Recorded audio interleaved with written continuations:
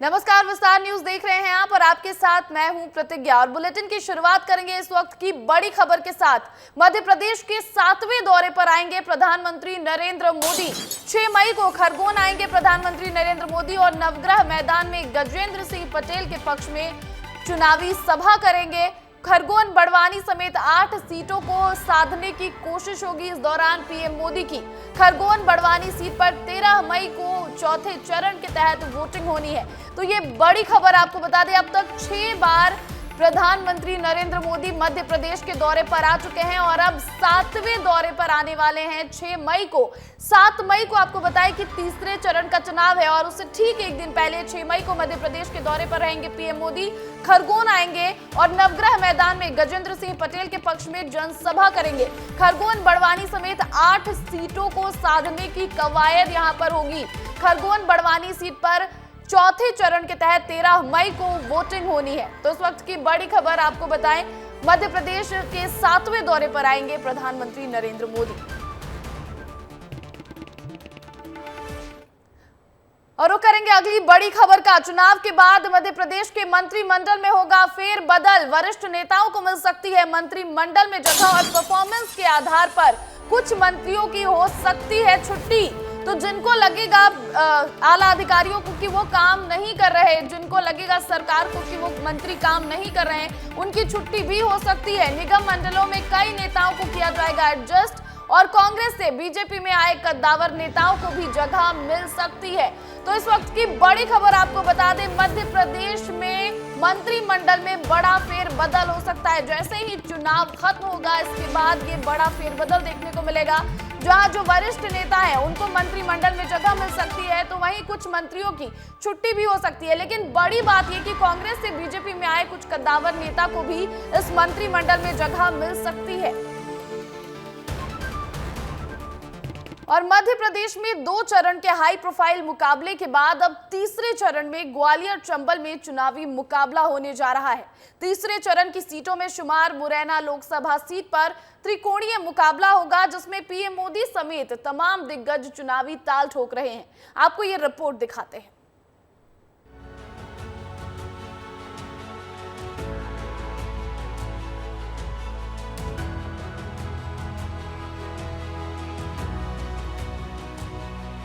मध्य प्रदेश के high profile मुकाबलों में सियासत का हॉट सेंटर ग्वालियर चंबल बन चुका है। ग्वालियर चंबल की मुरैना लोकसभा पर बीजेपी से शिवमंगल सिंह तोमर और कांग्रेस प्रत्याशी सत्यपाल सिंह सिकरवार मैदान में हैं। तो कांग्रेस छोड़ बीएसपी के टिकट पर रमेश गर्ग भी मैदान में उतरे हुए हैं। रविवार को रमेश गर्ग के समर्थन में बीएसपी सुप्रीमो मायावती ने चुनावी सभा की और बीजेपी कांग्रेस पर जमकर निशाना साधा। आपके मध्य प्रदेश स्टेट में भी, खास तौर से आपके ग्वालियर रीजन में भी 1-2 ऐसे स्वार्थी किस्म के लोग हैं, तो जिन्होंने अपना छोटी छोटी पार्टी बनाकर तो कांग्रेस का मकसद हल पूरा किया, बीजेपी का भी किया। वो बात बाबा साहब की करते हैं, काम वो गांधी जी का करते हैं। तो इस किस्म के जो लोग हैं, उनके जो कैंडिडेट है, उनको आपको वोट नहीं देना है, अपने बेस वोट को आपको बंटने नहीं देना है। मुरैना लोकसभा का दंगल कितना रोचक है, इसका अंदाजा इसी बात से लगा लीजिए कि पहले प्रधानमंत्री नरेंद्र मोदी मुरैना सीट पर हुंकार भर चुके हैं, जहां उन्होंने कांग्रेस पर जोरदार प्रहार किया था। सरकार में हुए विकास को भिंड, मुरैना, ग्वालियर के वो लोग और ज्यादा अनुभव कर रहे हैं, जिन्होंने कांग्रेस का वो काला दौर देखा है। प्रधानमंत्री नरेंद्र मोदी और मायावती के चुनावी सभा करने के बाद अब कांग्रेस की महासचिव प्रियंका गांधी भी 2 मई को चुनाव प्रचार के लिए मुरैना पहुंचेंगी। लेकिन मुरैना का महामुकाबला इतना दिलचस्प क्यों है, ये भी आपको बताते हैं। मुरैना लोकसभा सीट पर त्रिकोणीय मुकाबला, बीएसपी उम्मीदवार की मौजूदगी बिगाड़ सकती है गणित। सीट पर ठाकुर, ब्राह्मण, दलित मतदाता निर्णायक। 2019 चुनाव में बीएसपी को मिले थे 1,50,000 वोट। बीजेपी के वोट बैंक में सेंध लगाने की बीएसपी की कोशिश। मुरैना लोकसभा में आती हैं 8 विधानसभा सीटें। 5 विधानसभा सीटों के साथ कांग्रेस की मजबूत पकड़। लेकिन तमाम समीकरणों के बावजूद बीजेपी को पूरा भरोसा है कि मुरैना का महामुकाबला वो आसानी से जीत रहे हैं। सियासी दावों से इतर ग्वालियर चंबल का चुनावी दंगल ऐसे भी सियासत में खास पहचान रखता है। कांग्रेस के प्रत्याशी नीतू सिकरवार पहले हमले का आरोप लगा चुके हैं। अब देखना ये होगा कि चुनाव से पहले और क्या सियासी रंग चंबल में देखने को मिलते हैं। ब्यूरो रिपोर्ट, विस्तार न्यूज। और रुख करेंगे अगली बड़ी खबर का। 4 मई को मध्य प्रदेश आएंगे सीएम योगी आदित्यनाथ। अशोकनगर में लोकसभा प्रत्याशी के समर्थन में करेंगे रोड शो और विशाल जनसभा को भी संबोधित करेंगे। अशोकनगर से शिवपुरी के लिए रवाना होंगे। तो ये बड़ी खबर आपको बता दें, बीजेपी के स्टार प्रचारक लगातार मध्य प्रदेश का दौरा कर रहे हैं और ऐसे में उत्तर प्रदेश के मुख्यमंत्री योगी आदित्यनाथ भी 4 मई को मध्य प्रदेश आएंगे। अशोकनगर में लोकसभा प्रत्याशी के समर्थन में रोड शो करेंगे, विशाल जनसभा को भी वहां वो संबोधित करेंगे और अशोकनगर से शिवपुरी के लिए रवाना हो जाएंगे। तो बीजेपी की ये पूरी कवायद कि किस तरह से मध्य प्रदेश की सभी 29 की 29 सीटें बीजेपी अपने खाते में कर ले और उसको जीतने की कोशिश बीजेपी की तरफ से। और लगातार जो स्टार प्रचारक हैं, जैसा अभी हमने आपको बताया, प्रधानमंत्री नरेंद्र मोदी 6 बार अब तक इस लोकसभा चुनाव में मध्य प्रदेश आ चुके हैं और अब 7वीं बार भी आएंगे। तो वहीं योगी आदित्यनाथ भी इसके पहले मध्य प्रदेश का दौरा कर चुके हैं और एक बार फिर वो 4 मई को मध्य प्रदेश आने वाले। वहीं मध्य प्रदेश के मुख्यमंत्री डॉक्टर मोहन यादव ने आगर मालवा के नलखेड़ा पहुंचकर मां बगलामुखी के दर्शन किए। मंदिर के पंडितों ने पूरे विधि विधान और मंत्रोच्चार के साथ पूजन कराया। सीएम डॉक्टर मोहन यादव सुसनेर में बीजेपी प्रत्याशी रोडमल नागर के समर्थन में सभा करने पहुंचे थे और इसी दौरान नलखेड़ा पहुंचकर मां बगलामुखी की उन्होंने आराधना की है। दिगंबरं काशिकापुरादिनाथ कालभैरवम्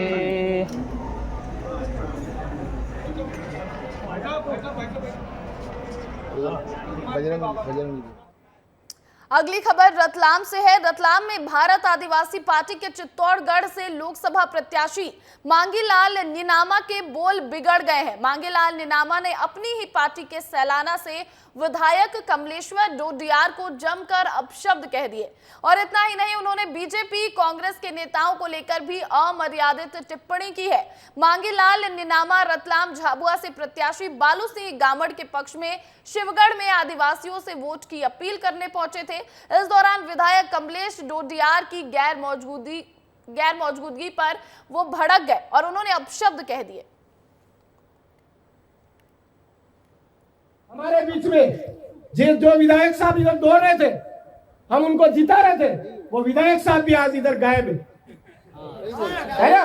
तो मैं आपको कहना चाहूंगा, ऐसे नेता बीजेपी कांग्रेस के हमारे अंदर भी पैदा होते हैं तो उनको भी मारने की जरूरत है।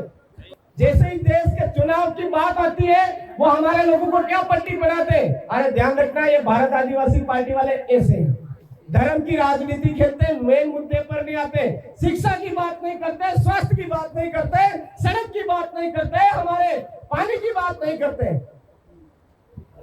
तो ऐसे नेताओं को। और अगली खबर बीरनपुर से है। बीरनपुर हत्याकांड की जांच के लिए सीबीआई की टीम पहुंची और इसको लेकर सियासत भी लगातार जारी है। साजा विधायक ईश्वर साहू ने विस्तार न्यूज से खास बातचीत करते हुए हत्याकांड के लिए कांग्रेस को जिम्मेदार ठहराया। तो पीसीसी चीफ दीपक बैज के बयान पर भी उन्होंने पलटवार किया है। साजा विधायक जांजगीर चांपा जिले के दौरे पर पहुंचे, हम उनसे बात करेंगे। बीरनपुर हत्याकांड में आपके बेटे की भी हत्या हुई थी, आपने सीबीआई जांच की मांग की थी और सीबीआई जो है पूछताछ के लिए पहुंची। क्या आपसे पूछताछ की गई है? नहीं, अभी पूछताछ नहीं की है। क्या आप जो कांग्रेस सरकार है उसमें लापरवाही बरती गई थी, क्या कहेंगे? हाँ, कांग्रेस सरकार में बहुत ही लापरवाही बरते गए। कब उसके लापरवाही की वजह से तो आज मैं अपना बेटा खोया हूँ। क्या आप कैसा न्याय चाहते हैं आप? मेरे बेटे के हत्यारा जो है उनको सजा मिलना चाहिए। मैंने मेरे बेटे के नामजद, क्योंकि जहाँ जिस टाइम में मेरे बेटे की हत्या हुई उस गांव में मैं भी था, सैकड़ों की संख्या में लोग मुस्लिम समुदाय के लोग आए, हम लोगों पे वार किए, मेरे लड़के को खींच के ले गए।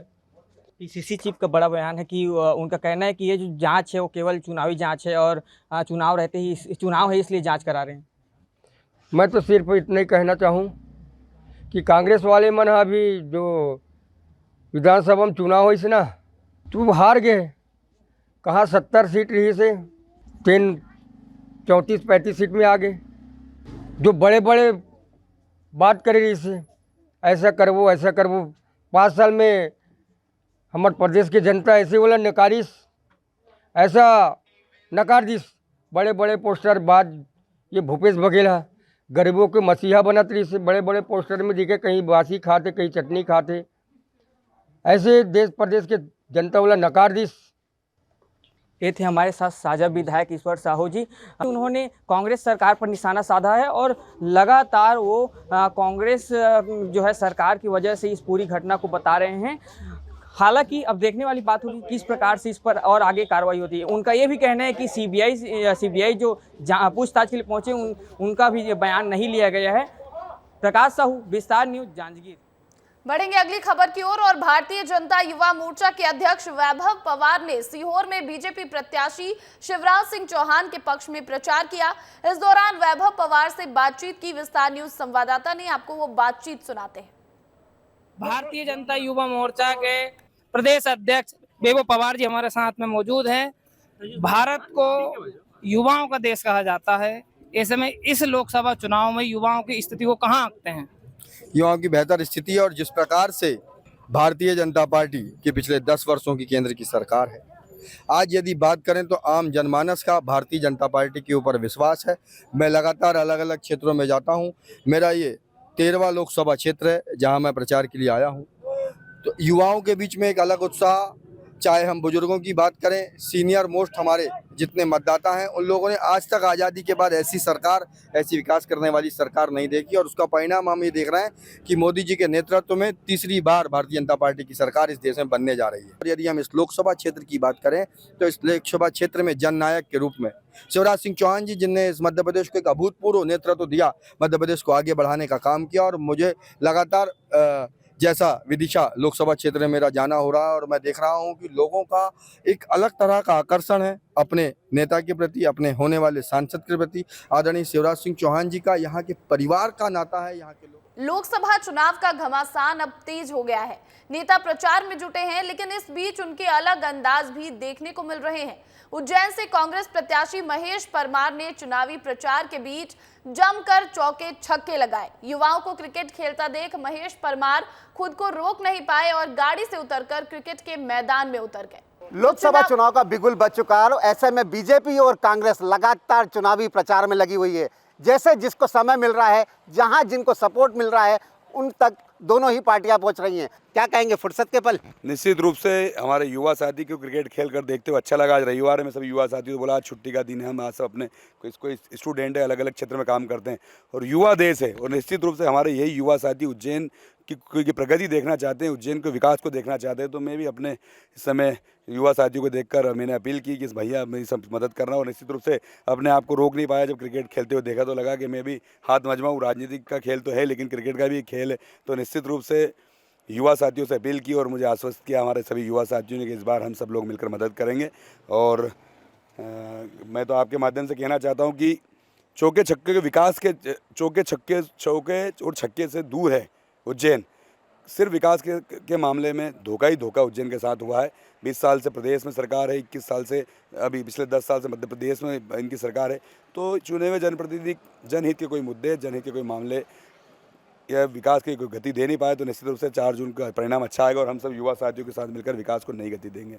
महेश सिंह ठाकुर के साथ संतोष कृष्णानी, विस्तार न्यूज। तो ग्वालियर चंबल अंचल में 7 मई को मतदान है और ऐसे में चुनावी घमासान मचना शुरू हो चुका है और इस बीच चुनाव के अनोखे रंग भी देखने को मिलने लगे हैं। अपने अलग अंदाज के चलते सुर्खियों में रहने वाले ऊर्जा मंत्री प्रद्युमन सिंह तोमर प्रचार के दौरान गन्ने का जूस निकालते नजर आए। प्रद्युमन सिंह तोमर ने खुद गन्ने का जूस निकाला और लोगों को पिलाया भी। इस दौरान विस्तार न्यूज से खास बातचीत करते हुए उन्होंने कहा कि अब की बार 400 पार, कहीं कोई मुकाबला नहीं है, सिर्फ कमल खिलेगा। ग्वालियर चंबल अंचल में 7 मई का मतदान है। ऐसे में बीजेपी और कांग्रेस लगातार ताबड़तोड़ प्रचार प्रसार कर रही है। उस वक्त हमारे साथ खुद ऊर्जा मंत्री प्रद्युम्न सिंह तोमर हैं। आप देख सकते हैं कि प्रचार प्रसार के निकली है और इसी बीच में वो जो गन्ना की दुकान है उसमें जूस निकालते हुए नजर आ रहे हैं। ऊर्जा मंत्री प्रद्युम्न सिंह तोमर हमेशा से एक अलग अंदाज के लिए जाने जाते हैं। आप देख सकते हैं कि खुद जूस निकालकर यहाँ पर जो लोग हैं उनको जूस पिला रहे हैं। उनसे इस वक्त हमारे साथ मौजूद हैं। सर, कमल खिलेगा माननीय मोदी जी के नेतृत्व में और 400 पार और लोगों में जोश है, उत्साह है।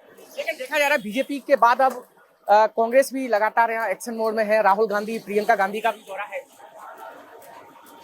बहुत देर हो गई, अब जनता कहने लगी है ना बाबा ना। लेकिन मुरैना और भिंड ऐसी 2 सीटें हैं जहां पर त्रिकोणीय मुकाबला भी देखने को मिल रहा है। कोई मुकाबला नहीं, सिर्फ कमल निशान। बिल्कुल, तो ऊर्जा मंत्री प्रद्युम्न सिंह तोमर, उनका साफ तौर पर कहना है कि कोई मुकाबला नहीं है, पूरे ग्वालियर चंबल अंचल में कमल खिलने वाला है। कैमरामैन संजय चंदेल के साथ अनिल गौर, विस्तार न्यूज। रुक करेंगे अगली खबर का और प्रियदर्शनी राजे सिंधिया गुना लोकसभा क्षेत्र में अपने पति ज्योतिरादित्य सिंधिया के लिए जमकर चुनावी प्रचार कर रही हैं। इस दौरान प्रियदर्शनी राजे सिंधिया के अलग अंदाज की चर्चा भी जोरों पर है। इस बार उन्होंने बाजार में जनसंपर्क के साथ कोलारस के मशहूर पान और नाश्ते का जायका लिया। कोलारस बस स्टैंड से गुजरते हुए प्रियदर्शनी सिंधिया ने अचानक गाड़ी रोककर क्षेत्र के मशहूर पान और मिठाई का लुत्फ उठाया। प्रियदर्शनी राजे रुकी तो लोगों की भीड़ लग गई। उन्होंने 1 किलोमीटर पैदल चलते हुए व्यापारियों से मुलाकात की, उनसे बातचीत की। इसमें कुछ भी नहीं डालना, वो पान टेस्ट लगे ना। कोई और अगली खबर आपको बिलासपुर से बता दें, विस्तार न्यूज की खबर का बड़ा असर हुआ है। हाई टेंशन टावर वाली खबर के बाद हाईकोर्ट ने संज्ञान लिया है और हाईकोर्ट के जज ने नोटिस भी जारी किया है। बिजली विभाग के अध्यक्ष, डायरेक्टर, इंजीनियर, सुपरिटेंडेंट और एग्जीक्यूटिव इंजीनियर को ये नोटिस भेजा गया है। तो बिलासपुर से आपको बड़ी खबर बता दें, जहां विस्तार न्यूज की खबर का बड़ा असर हुआ है। तो विस्तार न्यूज जो खबर दिखाता है उसका असर भी होता है और ऐसे में बिलासपुर में एक बड़ा असर हुआ है विस्तार न्यूज की खबर का। हाई टेंशन टावर वाली खबर के बाद हाईकोर्ट ने इस पर संज्ञान लिया है। हमने विस्तार विशेष में इस खबर को प्रमुखता से दिखाया था और हाईकोर्ट के जज ने नोटिस अब जारी कर दिया है। बिजली विभाग के अध्यक्ष, डायरेक्टर, इंजीनियर, सुपरिटेंडेंट और एग्जीक्यूटिव इंजीनियर, इन सबको नोटिस भेजा गया है।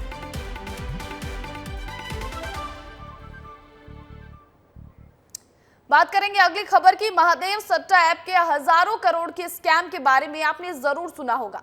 अब इस मामले में बड़ी खबर यह है कि इस मामले से जुड़े होने के आरोपों के चलते अभिनेता साहिल खान को गिरफ्तार कर लिया गया है। कौन है साहिल खान, कहां से गिरफ्तारी हुई है इनकी, इस रिपोर्ट में देखिए। महादेव बैटिंग ऐप मामले में मुंबई क्राइम ब्रांच की एसआईटी टीम ने अभिनेता साहिल खान को गिरफ्तार कर लिया है। साहिल खान की गिरफ्तारी छत्तीसगढ़ के बस्तर से हुई है। बड़ी बात यह है कि साहिल खान लगातार अपनी लोकेशन बदल रहा था और बाद में छत्तीसगढ़ में बस्तर में छिप गया था। मुंबई पुलिस ने अचानक रेड कर साहिल खान को गिरफ्तार किया है। बॉम्बे हाईकोर्ट ने साहिल की गिरफ्तारी से पूर्व जमानत की याचिका खारिज कर दी थी। गिरफ्तारी के बाद साहिल खान को अब एसआईटी की टीम मुंबई में कोर्ट में पेश करेगी। Actor Sahil Khan lotus app 24/7 में पार्टनर था, जो कि महादेव बैटिंग ऐप से जुड़ा हुआ था। छत्तीसगढ़ के दुर्ग जिले से शुरू हुआ महादेव सट्टा ऐप का कनेक्शन कभी दुबई पहुंचा तो कभी मुंबई। भोपाल से भी इस ऐप के तार जुड़ते नजर आए, लेकिन अब इस मामले में बस्तर का नाम भी जुड़ गया है, क्योंकि बॉलीवुड सेलिब्रिटी और मुंबई में रहने वाले साहिल खान को मुंबई पुलिस ने बस्तर से गिरफ्तार किया है। प्रारंभिक जानकारी की माने तो महाराष्ट्र सीमा पार कर साहिल खान बस्तर में छिप रहे थे और पुलिस को 40 घंटे लगे साहिल खान को ढूंढने में। मुंबई पुलिस ने अब साहिल खान को बस्तर से गिरफ्तार कर लिया है, लेकिन अब तक यह साफ नहीं हुआ है कि मुंबई के रहने वाले साहिल खान बस्तर में क्या कर रहे थे और बस्तर में आखिर उनकी मदद कौन कर रहा था। 15,000 करोड़ रुपए के महादेव बैटिंग ऐप मामले में हुई एफआईआर में अंडरवर्ल्ड डॉन दाऊद इब्राहिम के भाई मुस्तकीम, सौरभ चंद्राकर, रवि उपल, शुभम सोनी जैसे तमाम लोगों के नाम सामने आए थे। इस मामले में कई और एक्टर्स के नाम भी सामने आए थे। साहिल खान को बैटिंग ऐप की एक पार्टी में दुबई में भी देखा गया था। एसआईटी ने दिसंबर 2023 में साहिल और 3 अन्य दूसरे आरोपियों को पूछताछ के लिए बुलाया भी था। Sahil Khan the lion app नाम के एक सट्टेबाजी ऐप से जुड़ा हुआ था, जो महादेव सट्टेबाजी ऐप नेटवर्क का हिस्सा था। लायन बुक को प्रमोट करने के बाद उसने बतौर partner lotus book 24/7 app launch किया था।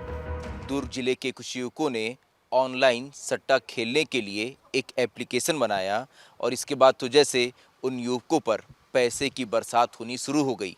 भारत में सट्टा गैरकानूनी है। पुलिस ने शिकंजा कसा तो 15,000 करोड़ का एक बड़ा गोरख धंधा सामने आया। वहीं महादेव सट्टा ऐप मामले में हुई साहिल खान की गिरफ्तारी पर कांग्रेस ने बीजेपी पर आरोप लगाया है। महादेव सट्टा ऐप भारतीय जनता पार्टी सिर्फ चुनाव के समय आरोप लगाती है। आज सरकार इनकी है, केंद्र में भी इनकी है, राज्य में भी इनकी है। बंद क्यों नहीं कर रही है? क्या महादेव सट्टा ऐप के नाम से भारतीय जनता पार्टी को चुनावी चंदा आ रहा है क्या, जो बंद नहीं कर रही है? अगर हिम्मत है तो महादेव सट्टा ऐप को बंद करना चाहिए भारतीय जनता पार्टी की सरकार को। साहिल खान पेशे से एक्टर और फिटनेस इन्फ्लुएंसर है। फिल्म स्टाइल और एक्सक्यूज मी फिल्मों में साहिल ने किरदार निभाया था। साहिल ने डिवाइन न्यूट्रिशन नाम का ब्रांड भी लॉन्च किया था, जो फिटनेस सप्लीमेंट देता है। और अब बात मध्य प्रदेश की राजधानी भोपाल की। भोपाल में जिला प्रशासन की ओर से पहली बार एक खास फैशन शो का आयोजन किया गया, जिसमें ट्रांसजेंडर्स रैंप वॉक करते हुए नजर आए। सभी ने रैंप वॉक के बाद लोगों से वोट डालने की अपील की। भोपाल के 10 नंबर मार्केट में आयोजित हुए इस कार्यक्रम में Bhopal collector Kaushalendra Vikram Singh, SVEEP nodal अधिकारी ऋतुराज सिंह मौजूद रहे और साथ ही बुजुर्ग ने भी इस कार्यक्रम में हिस्सा लिया। आज हम लोग फैशन शो में आए, हम लोगों को काफी सम्मान मिला। पहले हम लोगों की गिनती नहीं होती, आज से कम 20 साल 25 साल पहले। आपको अपना सरकार चुनने का पूरा हक है। ये मतदान के लिए जो शो हो रहा है उसके लिए हम आए हैं। मतदान सभी को करना चाहिए।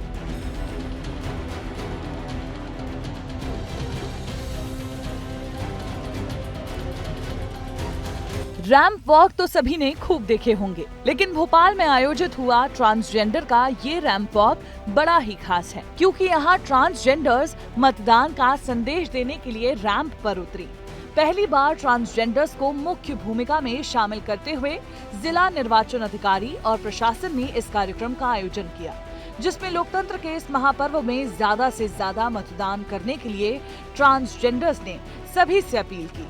ये राज्य निर्वाचन आयोग की जो पहल है उसमें हम लोगों को भागीदारी का मौका मिला है। साथ में ये भागीदारी के अलावा समाज के बीच में किन्नर समाज की जो एक छवि वो सकारात्मक रूप से मेरे ख्याल से प्रस्तुत होगी। दूसरा ये है कि समाज में एक बदलाव लाने की बड़ी अनोखी पहल हुई है, क्योंकि अभी तक शायद किन महिला पुरुष के लिए सारी चीजें होती थी, लेकिन आज निर्वाचन आयोग ने थर्ड जेंडर को भी इसमें शामिल करते हुए एक अनोखी पहल करी है। गुरु सुरैया नायर 10 ट्रांसजेंडर्स और 20 मॉडल्स के साथ रैंप पर उतरी और उन्होंने 3 किलो वजनी सोने का हार पहनकर गोल्ड लुक रखकर रैंप वॉक किया और मतदाताओं से वोटिंग की अपील की।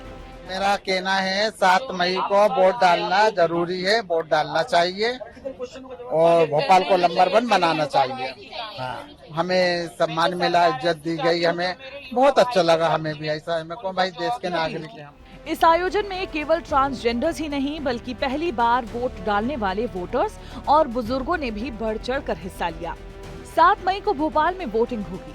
अब तक 2 चरणों में हुए मतदान में वोटिंग परसेंट तेजी से घटता नजर आया है, लिहाजा वोटिंग परसेंट को बढ़ावा देने के लिए जिला निर्वाचन कार्यालय की इस पहल की चर्चा पूरे शहर में हो रही है। इंक्लूसिव वोटिंग के लिए ये हमारा जो है कार्यक्रम हो रहा है। भोपाल इस बार नंबर 1 बनेगा वोटिंग, यही मेरा कहना है। ये पूरे भारतवर्ष में एक अनूठा आयोजन है, यहाँ पर ट्रांसजेंडर सभी हमारे वर्ग के वोटरों के साथ में यहाँ पर मंच शेयर कर रहे हैं। पिछले साल हुए विधानसभा चुनाव में ट्रांसजेंडर समुदाय ने 100% वोटिंग की अपील करते हुए पूरे शहर में रैली निकाली थी और इस बार रैंप वॉक के जरिए मतदाताओं को जागरूक करने का जिम्मा उठाया है। इस लोकसभा चुनाव में कुल 48,000 ट्रांसजेंडर्स वोटर अपने मताधिकार का इस्तेमाल करेंगे। ब्यूरो रिपोर्ट, विस्तार न्यूज। और फिलहाल इस बुलेटिन में इतना ही। मुझे दीजिए इजाजत और बने रहिए विस्तार न्यूज पर।